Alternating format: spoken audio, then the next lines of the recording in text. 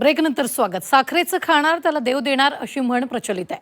सर्वांना हवाहवासा वाटणारा साखरेचा गोडवा शरीरासाठी खरंच लाभदायी आहे का, हा प्रश्न निर्माण झालाय. कारण साखर खाल्ल्यानं होणारे अपाय सांगणाऱ्यांची संख्या फार मोठी आहे.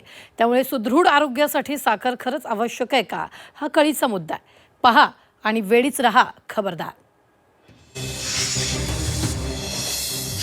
साखर खाताय खबरदार.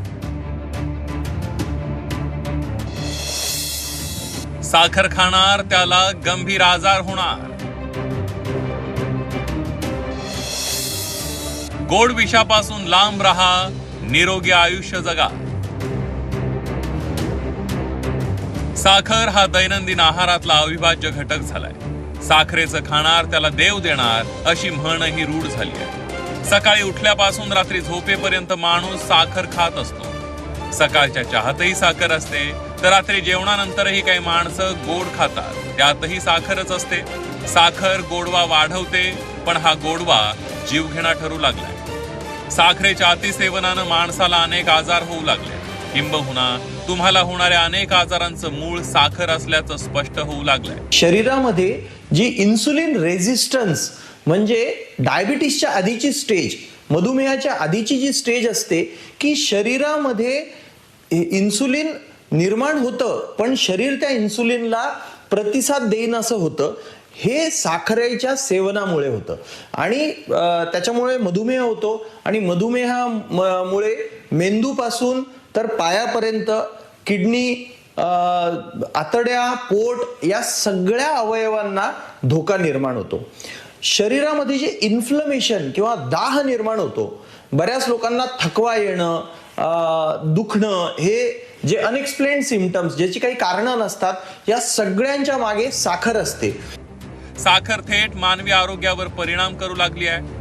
तुम्ही थेट साखर खात नसला तरी अप्रत्यक्षपणे तुम्ही जे गोड पदार्थ खाता, चहा, सरबत, कोल्ड्रिंक पिता, त्या माध्यमातून साखर मोठ्या प्रमाणावर तुमच्या पोटात जात असते. साखरेचं अतिसेवन आणि त्यात बदललेली जीवनशैली, व्यायामाचा अभाव यामुळे साखर खाणाऱ्यांना वेगवेगळे आजार होऊ लागले. वजन वाढणे, लठ्ठपणा, मधुमेह, हृदयविकार, यकृताचे विकार, त्वचेचे विकार, कर्करोग, दात किडणे यासारखे अनेक आजार आणि शारीरिक समस्यांचा सामना माणसाला करावा लागतोय. साखरेच्या अतिसेवनामुळे हृदयरोग, blood pressure, polycystic ovarian syndrome महिलांमध्ये, त्याच्यानंतर इन्फर्टिलिटी म्हणजे मुलबाळ न होणे, याच्यासारख्या अनेक तक्रारी या साखरेच्या अतिसेवनामुळे होत असतं.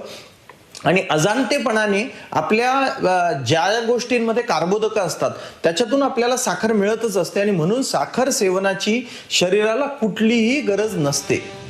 रोजच्या दैनंदिन जीवनामध्ये निरोगी आयुष्य जगायचं असेल तर तुमच्या आहारातून साखर हा पदार्थ वगळलाच पाहिजे असं मत तज्ज्ञ व्यक्त करतात. साखर आणि साखरयुक्त पदार्थ खाणं सोडल्यानंतर पहिल्या 10 दिवसांपासून तुम्हाला फरक जाणवतो.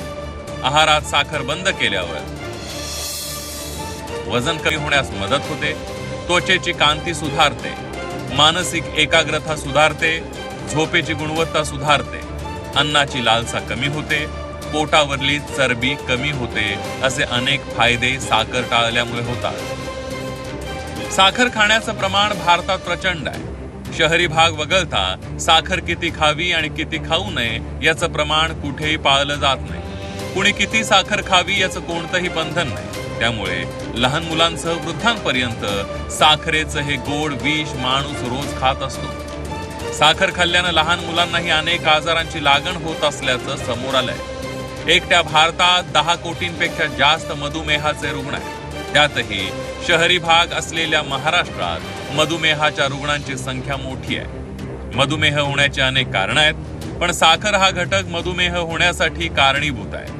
किमान आपल्या आहारातून साखर वजा केल्यास अनेकांना निरोगी आयुष्य जगता येणार आहे. जर निरोगी राहायचं असेल तर साखरेपासून दूर राहा. साखर नावाचं गोड विष तुमच्या आयुष्याची राखरांगोळी केल्याशिवाय राहणार नाही.